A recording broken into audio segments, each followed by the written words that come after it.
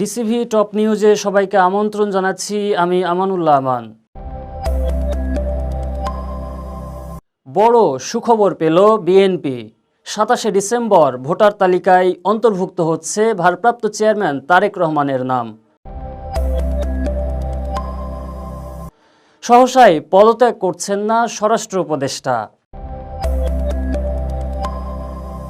ঢাকা ও দিল্লির মধ্যে এবার উত্তেজনা কমানোর আহ্বান জানালো রাশিয়া। হাদি হত্যায় ইনকিলাব মঞ্চের নতুন 3 দফা ঘোষণা। বিশ্ববাজারে স্বর্ণের দামে নতুন রেকর্ড। ফিলিস্তিনি জমি দখল করে আরও 19 অবৈধ বসতি। লিঙ্ক শেয়ারে বিধিনিষেধ আনছে ফেসবুক। বিশ্বকাপ জয়ের হুঙ্কার নেইমারের, গোল দিতে চান ফাইনালে।